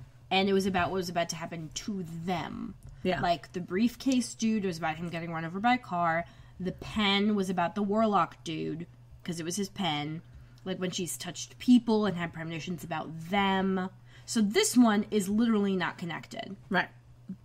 So we cut back to the foyer. Phoebe comes down the stairs calling for Piper, and as Piper and Leo walk out of the living room, she tells them about her premonition. The phone and she mentions that she has no idea what it means. Because of course she doesn't. Right. The phone rings, and Piper answers it, and we cut to Prue hiding in some bushes or possibly near, like, a short tree. Yeah. Talking on the cell phone. She somehow figured out how it works. Yay, progress. Yep. She's breathing heavily, crying, and she's asking for help. Yep. But, of course, honestly, Shannon's doing a really good job in this scene about being completely unhelpful about information that needs to be told, you know, just like a scared teenager. Yeah. So we cut back and forth during this conversation. Prue is telling Piper about what happened, asked to be picked up at Golden Gate Park, and Piper tells her to hide under the bridge by the lake where their dad used to take them fishing. The phone then goes dead. Piper relays the message to Phoebe, and they grab their coats. Leo's like, hey guys, it's a trap. Great Admiral Akbar impression there, Leo. Yeah, they understand that it's a trap, but of course they have to go anyway. Leo tells Phoebe to use her flying power to try to spot him before he spots them. And then Piper kisses Leo on the cheek, asks him to stay with Dan, and after realizing that the sun will be up soon, they leave. Which was a lovely ADR line, because we then get a shot of the sun coming up behind the buildings that we know we've had before, and then we see Piper and Phoebe pull up in a car, and the sun is now completely up. It's day! And has been for hours, which is easily noticed by the shadow of the car. Just saying. Mm-hmm. Just saying. I think they probably used like a bit of a filter on the camera, but that does not help the directness of the sunlight. Yeah, I couldn't tell whether they were facing east or west, so it was either around 11 a.m. or around 1 p.m. because of the way that the shadow was on the car. Just saying. When they shot this. Yeah. Anyway. So there's a moment of strategizing, and then Phoebe raises her arms and flies up into the air. Yep. Piper starts to walk away from the car, and then we see Prue come running towards her through the woods, yelling out her name. Which is how you know she's 17 and hasn't been through all of the shit she's actually been through, because first rule of spotting your getaway is be fucking quiet. Yeah. Piper starts running towards her, trying to get her to stop yelling and stay hidden, when the genie runs out from behind a tree and grabs Piper. And likewise, the Dragon Warlock runs out from behind a tree and grabs Prue. He's still not wearing his jacket, still showing off them guns. Indeed. The genie apologizes to Piper, kind of sincerely, but also like he's fearful of possible consequence for not doing this. Right. The Dragon Warlock pulls out a knife and sees Phoebe flying. We get a lovely, like, overhead kind of helicopter-y shot of just him with Prue in, like, a clearing in the trees. Like, it's almost directly above where he is. That's the angle. But the angle he's looking at when you cut back to him is much more oblique, like shallow. Like he's just kind of looking at the top of a tree 40 yards away. Yeah, the eye lines are not correct suck. in this moment. And then we see Phoebe flying, and she's basically looking straight ahead. Yeah. So, yeah. Yeah. So the Dragon Warlock taunts her a bit, and then as Phoebe comes flying towards them, he plunges the knife into Prue's back. And we get a great shot of Shannon's pained acting. It's good. Yeah. It's not bad. She just kind of goes into shock immediately, which is what I'd expect. Phoebe lands flat on her stomach on the ground, because landing's a bitch. And then the dragon throws Prue to the ground and heads over to Phoebe. You know, honestly, Phoebe's landing was just like kind of she lost the will to fly. The genie, like it requires happy thoughts. Yeah, kind of. The genie lets go of Piper, who freezes the Dragon Warlock, runs over to Prue. Phoebe, of course, then gets up and runs over to Prue, and Piper kneels down next to Prue, saying that Leo can heal her if they can just get her back to the manor. Or, if you called him. Yeah, but then he'd have to leave Dan. Dan can be left for 2 minutes. He's old. He's not dead. Yeah, there is a thought in that of why didn't they just yell for Leo, but, you know. I know. Honestly, they haven't really gotten to the point where they just yell for Leo for shit yet. Well, they did in last season. Or the beginning of this season. They yelled for Leo when he showed up. But, like, they haven't been doing that consistently. They haven't come to expect that he would be doing that. Yeah. So, Piper tells Phoebe to go get the car. Phoebe runs off, and the genie has a moment of humanity when he realizes what he has done. I love me some French Stewart regretful acting. He's much less annoying when he's being regretful. Like, I love French Stewart, but he's very good at being annoying. Yes. We cut over to the manor with a little time jump as Phoebe and Piper carry Prue in through the back door into the kitchen. Why they come in the back door? Who knows? Closer to the car? Yeah. They yell for Leo, who comes in as they lay Prue on the floor, and Piper tells him to heal Prue, so he kneels down beside Prue and he holds his hand above her. His hands glow, but nothing happens. They question why. And he's like, I can't heal the dead. And then everyone is sobbing. Yep, everybody starts crying harder, and Phoebe, lays down on Prue's body. And we go to commercial break, because of course we do. We come back to Piper and Phoebe sitting on the wicker love seat, crying and holding each other. And they stand up when Leo walks in with the genie. And there's a bit of back and forth, because Phoebe is pissed off that the genie is there.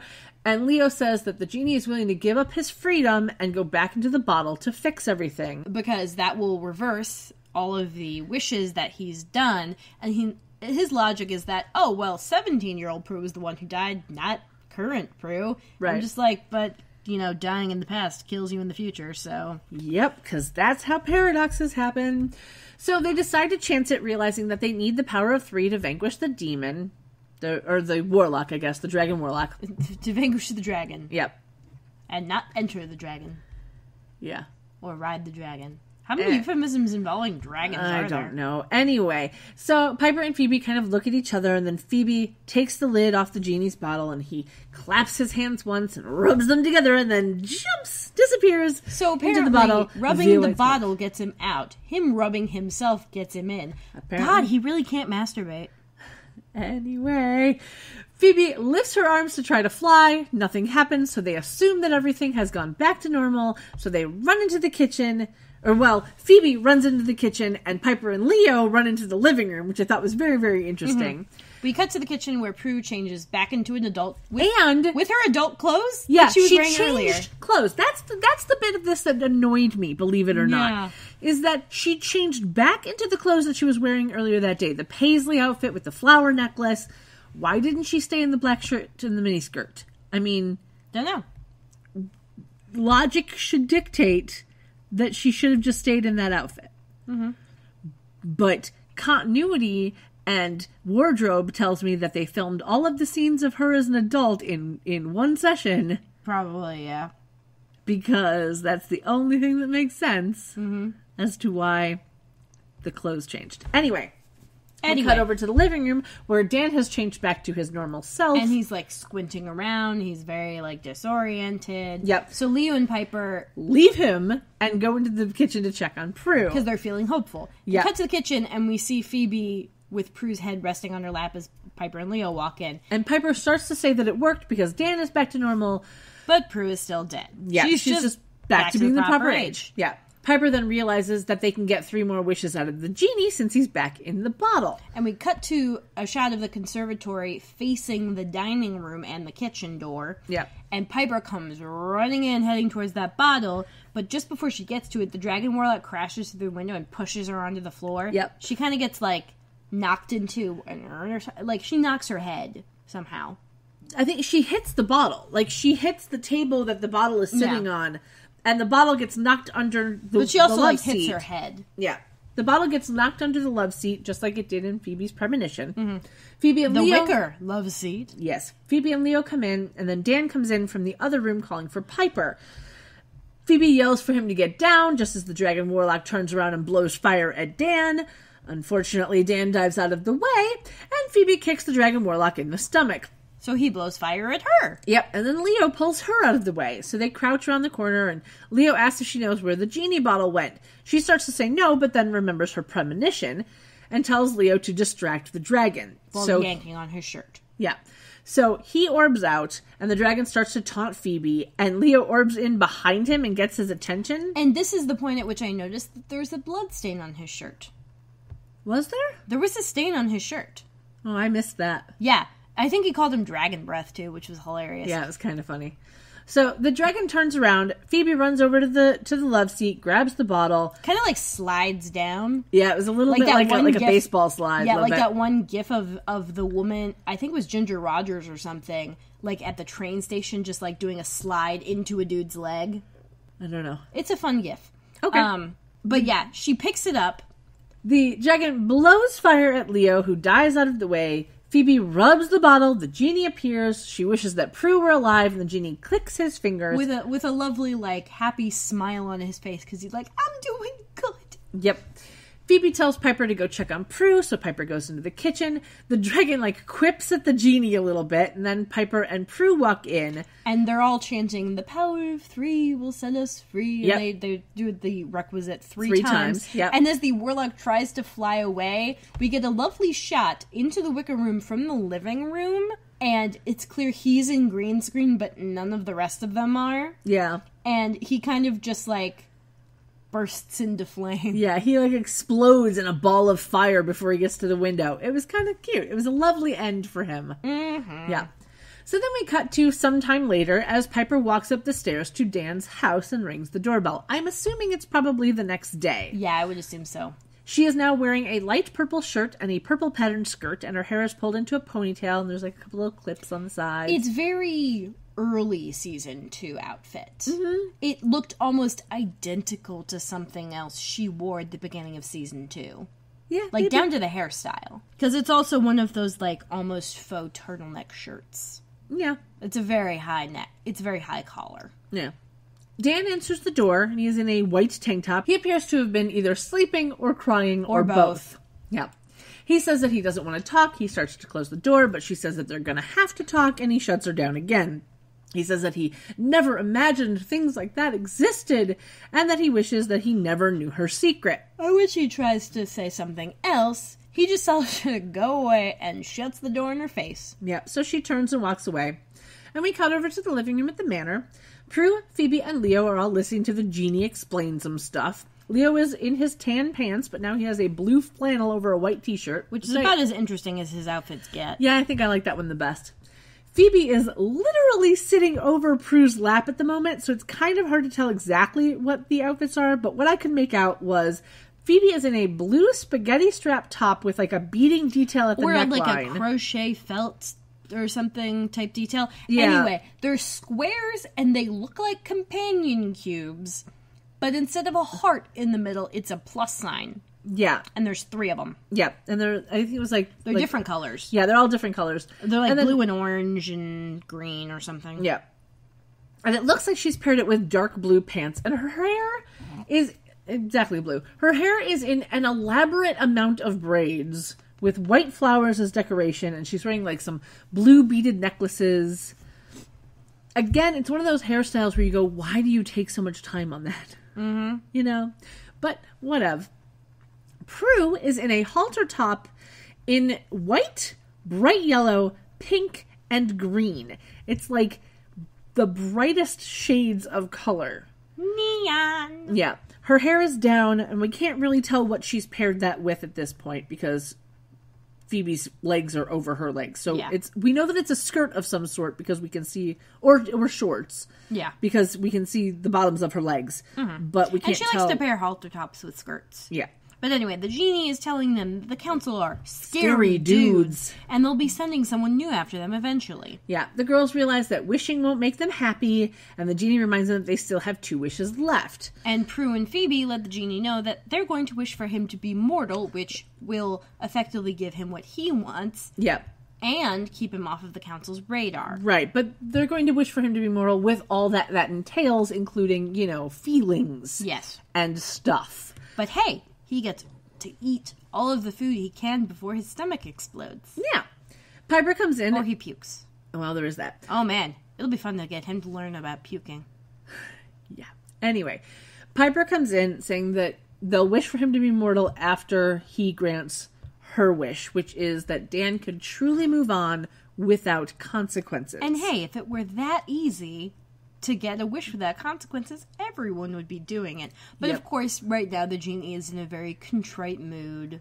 Yep. So he's just giving them what they ask for without any catch. Yep. Which is very rule-bendy of him. Again, J.K. Simmons would not approve. Well, yeah. Anyway, he goes, your wishes, my command, and clicks his fingers. The choker around his neck disappears, and then Piper walks outside and sees Dan on his front yard picking up the paper. He's in black pants and a peach-colored shirt for anyone who cares. This is a very quick, 5-second turnaround for him, because he was just completely bleary-eyed, in a white tank top. Yep. And possibly no pants. I don't know. Yeah. We didn't see him. And suddenly he's actually dressed and he doesn't look bleary-eyed anymore. She just kind of waves him, and he waves back a little bit confused and goes back inside. Yeah, and we can see that the SWA property sign now has a sold sign on top of it. So fast. Yeah. Because all of this has happened in like a day. Well, also, San Francisco is a hot market. Yes. So the genie comes outside, promises that there are no tricks, and then he walks away. And it's really funny because like he walks down the sidewalk, and I'm going, okay, but you still look like a genie. Like, you need some new digs, dude. It's not the weirdest thing people would see in San Francisco. Isn't. Piper walks back inside, and Leo, Phoebe, and Prue are standing in the foyer. And now we can see that Prue has paired the halter top with a denim skirt. Denim. Yes. The White Lighters call Leo. He says he has to go, but Piper says that she's going to go with him this time. And she puts her arms around him. And says, take me to your leader. Yeah, which is actually it's from a sci-fi cartoon. It was a catchphrase that supposedly originated from a cartoon in the New Yorker from 1953. And it's been woven so much into the cultural consciousness that no one fucking remembers that. Yep. You only remember it because you Google. Yep. But anyway, she assures her sisters that she'll be back, and then she and Leo just orb out. Yep. Prue and Phoebe tell each other that there's nothing to be worried about as they look at each other, obviously worried, and then Phoebe walks away. Prue looks at the door, raises her hand, and uses her power to close it, and just like she did at the end of last season. Yeah. And we get the end credits. And we're closing the door on that season. Indeed. So, with our episode done, we are on to our ratings. Mm-hmm. Would you like to go first? Sure. Mine is 8.5 baby bangs. Nice. 8.5 out of 10 baby bangs. Uh-huh. I'm giving it 7.5 out of 10 Aladdin wannabes. Now, this is my only 0.5 rating. Yeah, you're not... Of the season. I do halves a lot. Yeah. I feel like. Yeah. You don't really do them. Yeah, I think that's par for the course with me, though. I think I only gave out 1.5 rating last season, too. But the reason I say it's Aladdin wannabes is because it really is like an Aladdin story of the genie gives a wish even though you didn't say the word I wish. Mm-hmm. And then at the end fixes everything and then becomes you mortal. Wish him free. Yeah. Anyway. Well, actually, that genie, if you just made all 3 wishes, he wasn't free. He just had to go back in the bottle. Yeah. So they kind of reverse that with this, which honestly works better for plot. Yeah. Also makes me wonder, like, how they managed to have any job retention with genies. I don't know. Like, how does that fucking work? Oh, hush. Exactly. Anyway, with our ratings out of the way, we are on to outfits. Did you have an outfit that you loved from this episode? I like Phoebe's companion cube shirt. Nice. But I also like the black top mini skirt deal. Yeah. That was cool. Yep. I also liked Prue in the black shirt mini skirt and Phoebe in her final outfit. And I enjoyed Piper's purple shirt, black pants combo. Mm-hmm. A lot. Yeah. Yeah. So that's it. Mm-hmm. We're done with the episode. We're done with our ratings. We're done with our outfits. Woo! Yeah. So we're at the end of a season. Yes. Which means we have our final questions. Which, again, we will put up on the website, and you can email us with your answers to these questions as well. What was your favorite episode of the season? Yeah, I think Chick Flick was my favorite. Chick Flick? Yeah. It's just really cute. Okay. For me, although it didn't get my highest score, I really liked Pardon My Past, because the costumes were enough for it to be my favorite of the season. Mm-hmm. Yeah. Second question. Did you have a least favorite episode of the season? Ah, yes. It'll be That Old Black Magic, because we had a 15-year-old getting into a club when she was clearly a 15-year-old. And, okay, it says something that my rating about this was an extended commentary about how they can't just not have Phoebe wearing pants. Yeah. Because, like, every fucking episode where she's got, like, a wrap thingy, she's also got pants. And so this one was just like, well, it's gonna be a plot point. Huh. And honestly, it was just a really weird material, and I didn't like it all that much. It was just not a good episode. For me, my least favorite was Awakened. Because the only good part of that episode is it's the last time we had to deal with Jack. Mm-hmm. And we only had to deal with Dick once. Yeah. Third question. Obviously, Dan is no Leo, but did you like him? No, his stupid greasy hair and his 3 head. Yep. That is also my response as well. And his entitlement. Like, granted, Leo's got issues too. But like, oy. My exact... Oy vey. Yes. My exact response to that question is no. Duh. But we don't have to deal with him anymore. He and his greasy hair are gone now. Haha. Fourth question. Who is your favorite charmed one of this season? Piper. It's always Piper. Yep. Fifth question. Do you have a favorite villain? Blue, do you have an opinion? Do you have an opinion about villains? Thank you for kisses. No, he always has opinions about kisses and water. Yes. Mm-hmm. I'm trying to remember what all the villains were this season. There were a lot. Well, for me, it was Dr. Williamson. Though, while not a demon or a warlock, he turned out to be a pretty awesome villain. Mm-hmm. Like, he was creepy as hell, and... Yeah. It worked out well. Well, okay, not technically a villain, but I do like Bane. Well, he started out as a villain. I know, but he was a bad guy. He ended up not exactly a villain. Yeah, I think Bane is probably my favorite villain. Yeah. Sort of. Quasi-villain? He started out as a bad guy and then worked his way to being not as bad a bad guy. Uh-huh. Yeah. And our sixth and final question. What was your favorite moment of the season? We all know that mine was that Piper and Leo finally became a couple. Maybe this is recency bias, but I'm going to go with dick jokes. Well, alrighty. Having an excuse for actual dick jokes. Oh, yeah, this is a family show, baby. Yep. Indeed. Well, I think that's it for us. That is the extent of that. However, because it is the ending of a season, we get to do slightly different things before we get to our social media stuff. Yep. So we are going to go through our emails real quick. Our emails and our tweets and all that good stuff. And we are, going to thank Jesse for sending us an email. So Jesse has asked us a couple of questions. He has asked, what was our favorite episode of seasons 1 and 2? We've already done our season 2. And I believe at the end of season 1, we actually answered that question as well. Did. So go back and listen to that one, because I honestly don't remember now. Or hey, if we didn't do it, let us know. Yeah, I'm fairly certain we did, though, because I think we asked the same exact questions at the end of the thing. He also asked, what episode do we think had the best script writing for both seasons? That's an interesting question. It is an interesting question. Honestly, it might have been this one. It might have been this episode. Yeah. Because we learned a lot of things, and while other than the bit where Piper's trying to explain to Dan about witches, and I'm just that's 300 level material. Yeah. Whatever. Though personally, I think actually the pilot. Mm-hmm. Yeah, that was pretty good. I think I would vote for the pilot having the best, because you get all of the sister interaction and all of the cute back and forth between them, and it sets up where this world is going to go. Mm-hmm. Yeah. He asked what our favorite spell is for both seasons, and I honestly cannot answer that. Yeah, I can't really remember a whole lot of the spells they used for this one. Oh, wait. Nope. It was the one where Phoebe accidentally turned everyone into animals.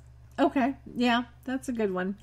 I think that, the power of 3 will set us free is just my little cop-out answer.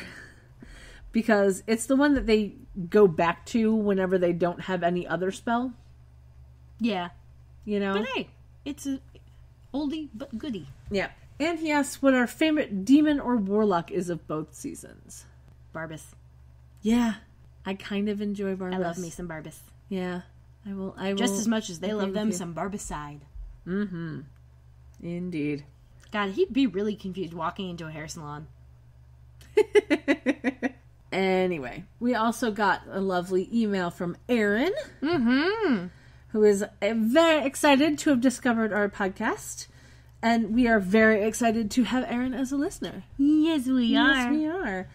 It's been several months. Yeah. Since we got that email, but hey, we're still happy to have you. We've gotten a lot of emails. We always respond to the emails much faster than we respond, here because stuff and things, And we also like to thank Gene for their email and discussing chimps. Yeah. Which, we did earlier. Yep. That's also been a couple of months. Yeah, that was a thing. Blue is also happy you emailed. Mm-hmm. He's very happy, hence his vocalization, which honestly we love, but we wish he would stop. Yeah. Because they disrupt the recording. Yes. Hush-a-bye, Blue. Hush-a-bye. So, we got a Twitter message asking for our thoughts on Shannon Doherty's shutting down of a possible Charmed reboot. Which, you read the actual quote of her interview, and it doesn't read so much like a shutdown as it is just like a, hey, I don't know the future, all I know is it's not happening now. Yeah. And whatever. Basically, the reason that it was even brought up is apparently because Shannon Doherty is going to be part of the reboot of the movie Heathers, which, yeah. I don't know why they need to reboot that. It's already been made into a musical. Yeah, there are many things... And a pretty good musical, too. Well, there are many things that I don't understand why they reboot, but that's neither here nor there. But she basically said that it's not happening right now, and she doesn't foresee it happening. And she also says that she doesn't think that you need the original cast for a reboot. And I'm perfectly fine with that. Mm-hmm. But I remember there were talks about, redoing Charmed or whatever, but they were going to do, like, a prequel thing, and also the witches weren't going to be sisters, and I'm just like, wait, what? Huh? Yeah, there were so many different complete iterations of it that they were going to try to do, and none of it's panned out, and that's fine. But the biggest thing that I foresee about why we can't really go into too much detail about feelings on this is because it would lead to spoilers for later seasons. But and we don't do that. Suffice it to say that sometimes when people are working on projects, they don't always get along with their coworkers, and that's true of any work situation. Yeah. And so that's a part of the reason that we're thinking it's probably not likely. That is very true. And because Shannon didn't always get along with everyone else on the show. Right. And that's, pretty much a matter of public record by this point. Yeah. And I think it's also because when you're an actor, you have to be an A-type personality. And when you get a bunch of people who are A-type personalities in a room, those personalities are going to clash. Sometimes. And it happens a lot, and that's every once in a fine. while you get a Chris Evans, but he is only one man. Yep. He cannot exist everywhere, and he doesn't have a common personality. Yeah. He is a very uncommon person. Indeed. Who really loves dogs. Indeed. And has a really, really cute dog. Yes. Oh my god. Yes. We're not going to go on a tangent on that. But it's a cute dog. I'm aware. It's a really cute dog. Yes. Hush now. Anyway. Did you just pat me on the head? I did. I'm okay with it. Okay. So, like I said, we're not going to go too much into the things that have happened on the internet lately, because by the time this comes out, those things will have been a ways in the past, but also because there are some spoiler things that we don't want to touch on. Because we have at least one person who hasn't watched the show and is just listening along to get a feel for what it's about. Because, hey, it's easier than... Well, actually, it's not easier than just watching the show, I guess. But, sometimes you can't it's more fun. You can't watch video at work. Yeah, you can't. And, hey, we give context. Exactly. So I know lots of extremely tangential context. Yes. So I know that we have at least one listener who has never actually seen the show, but is still listening to our podcast, and we love them very much. But due to that, we don't want to bring in any spoilers by talking about actors that will be on the show at later times. Yeah. And any of that. We will just say that all of the things that are happening in Hollywood these days is a long time coming. It should have happened ages ago. It's part of a much broader pattern, and just because it involves actors who are on the show we're talking about doesn't really mean we have any expertise to talk about it. Yeah. And also, that's not... Sadly, it's not something special that involved an actor that is relevant to Charmed. It is a Hollywood issue that has... It's a societal issue that happens to be magnified in Hollywood because the people in Hollywood get a lot of money for being very visible. Yes. It's what I'm saying is it's a Hollywood issue because these people are in the limelight, and therefore the fact that they've been hiding all of these things for decades and those things are just now coming to light is an issue that should have been dealt with years ago. And people are now getting reprimanded for what they have done. For fucking once. Finally. But that doesn't really come into play to the television show that we're watching. Because... unless it's specifically relevant in the time we're talking about, I don't know that we're going to go and mention it. Yeah. That being said... We may later. We might talk about it at a later date, but until that time, we're going to let it lie right now. So, with that all out of the way, let's do our social media stuff, shall we? Yes, let's. Yes. We were talking about emails before. You can email us at charmchats@gmail.com. We will always respond. It may take us a few days, maybe like a week or two. Yeah, but we will always respond. Now I have it set up a little bit easier that I can actually check the emails a little bit faster and easier. Yeah. And we will always respond faster to emails and Twitter than we will to anything else at this point.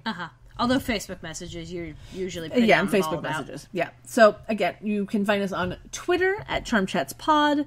You can find us at Facebook.com/CharmChats. You can find us on Instagram, where you'll see lovely pictures of Blue. Yes. But that's all up to Kendra as to what she wants to post there, because she's the one in charge of the Instagram. I know. It's when I remember. Yep. And if you want to help us out to get better and be able to get better, soundproofing and equipment and better audio, better chairs, stuff, and all sorts of things, if you want to help us out by sending us a couple bucks and get yourself some, exclusive bloopers and tangents, you can head on over to patreon.com/charmchats and, sign up to be a patron. As of right now, as the time of recording this, which means that there will be more up on Patreon by the time this goes live, but as of right now, there are 34 Patreon-only posts. Even at the $1 tier, you will get access to all of the bloopers and tangents and stuff, which is nice. Yes, it's a very, very low paywall. It's more of like a pay threshold. Yeah. The bloopers and tangents are a thank you to you for liking us enough to send us $1 or more. It's a paid door jam. There you go. Oh, if you could rate and review us on iTunes as well, that would be awesome, because that gets more people listening to us. I would like to apologize, of course, for all of the timing issues with the editing software being a jerk. Is it still doing that? I think I fixed the problem. I'm hoping I fixed the problem. And hopefully we won't have these issues anymore. But, I mean, I can't afford anything other than the free software that we're using. Yep. So, there's that. Because life and things and stuff. But I digress. I shall stop whining now. So until next time, next season, in fact. Sleep tight. Don't let the warlocks bite. Goodbye. Bye. Phoebe, Piper, and Pooh, they've got evil to slay and some potions to brew. So we'll see where it's at next week with Kendra and Kat on Charm.